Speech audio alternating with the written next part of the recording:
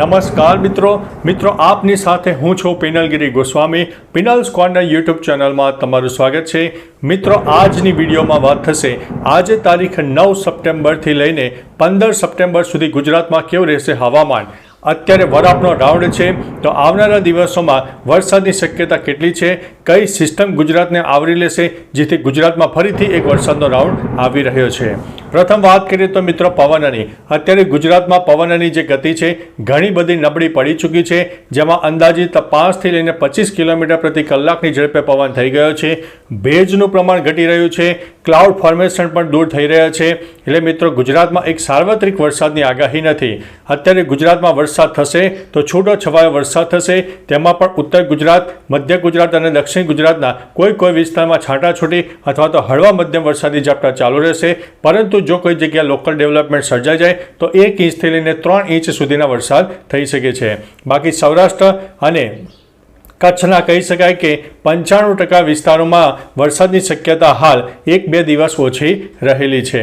હવે મિત્રો અત્યારે જ્યારે વરસાદની સિસ્ટમો ગુજરાત ઉપર જોવા નથી મળી, પરંતુ બંગાળની ખાડીનો એક લો પ્રેશર સિસ્ટમ તૈયાર થઈ ગયો છે જે મધ્ય ભારત તરફ આગળ વધી રહ્યું છે અને આગામી 48 કલાકમાં તે મધ્ય ભારતના મોટાભાગના વિસ્તારોને આવરી લેશે, જેમાં મધ્યપ્રદેશ હોય, ઉત્તર પ્રદેશ અને રાજસ્થાન સુધી તેની અસર જોવા મળશે અને તેની સામાન્ય અસર ગુજરાતના પૂર્વ તરફના વિસ્તાર, ઉત્તર ગુજરાતના પણ પૂર્વ તરફના વિસ્તારો અને દક્ષિણ ગુજરાતના પણ અનેક ભાગોમાં તેની અસર આપણને જોવા મળે તેવી શક્યતા છે. હવે મિત્રો આ જે સિસ્ટમ છે હવે કઈ બાજુ ફંટાય છે તે હવે જોવું રહ્યો, પરંતુ એક અનુમાન મુજબ આપણે જાણી શકીએ કે આવનારા દિવસોમાં ગુજરાતને પણ સામાન્ય આ સિસ્ટમની અસર થવાની છે. હવે મિત્રો આજે તારીખ 9 સપ્ટેમ્બર છે તો આજે સાબરકાંઠા, અરવલ્લી, મહીસાગર, દાહોદ, છોટાઉદેપુર, નર્મદા, તાપી, ડાંગ અને વલસાડના કોઈ વિસ્તારમાં છાંટાછૂટી અથવા તો હળવા મધ્યમ વરસાદી ઝાપટા થઈ શકે છે. બાકી ગુજરાતના મોટા ભાગના વિસ્તારોમાં તાપ તડકો ઉઘાડ નીકળે, ગરમીનું પ્રમાણ મહત્તમ તાપમાન 33 ડિગ્રી સુધી પહોંચી જાય, બફારાનો પણ અહેસાસ થશે, પવનનું પ્રમાણ ઘટશે, ભેજનું પ્રમાણ ઘટશે, લો ક્લાઉડ ફોર્મેશન છે તેનું પણ પ્રમાણ ઘટશે. પરંતુ મિત્રો આ જે બંગાળની ખાડીની સિસ્ટમ છે આવનારી તારીખ 10 તારીખ બાદ તેનું રૌદ્ર સ્વરૂપ બતાવી શકે છે અને કહી શકાય કે ઉત્તર ભારત સહિત મધ્ય ભારતના પણ અનેક વિસ્તારને આ સિસ્ટમ આવરી લેશે, જેના ભાગરૂપે થઈને મધ્યપ્રદેશમાં વરસાદની શક્યતા છે, રાજસ્થાનમાં પણ વરસાદ થઈ શકે છે અને આ બે રાજ્યોમાં જો વરસાદ થાય તો જેથી કરીને કહી શકાય કે ગુજરાતની નદીઓમાં પણ ઘોડાપૂર આવે તેવી શક્યતા છે. ભલે ગુજરાતમાં વરસાદ ન થાય પરંતુ અન્ય રાજ્યોમાં થતા વરસાદ અને ઉપરવાસમાં થતા વરસાદને કારણે ગુજરાતની નદીઓના પણ જળસ્તરમાં વધારો થાય તેવી શક્યતા છે. એટલે મિત્રો કહી શકાય કે જે ડેમ છે તેના ડેમના દરવાજા પર ખોલવા પડે, અનેક વિસ્તારો, અનેક ગામડાઓને એલર્ટ પણ કરી દેવામાં આવ્યા છે. તો મિત્રો તમારા વિસ્તારમાં વરસાદનું પ્રમાણ કેવું છે તમામ પ્રકારની માહિતી કમેન્ટમાં આપજો, જેથી અન્ય મિત્રો પણ જાણી શકે.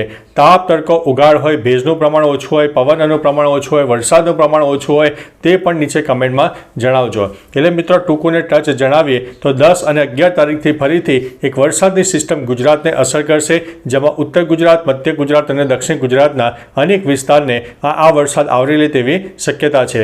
પરંતુ અતિ ભારે વરસાદ જે હોય છે, જે અંદાજિત 5 ઇંચથી લઈને 15 ઇંચ સુધીના વરસાદ હોય છે, તેવો આ વરસાદમાં રાઉન્ડ ઓછો મળે તેવી શક્યતા હાલ દેખાઈ રહી છે.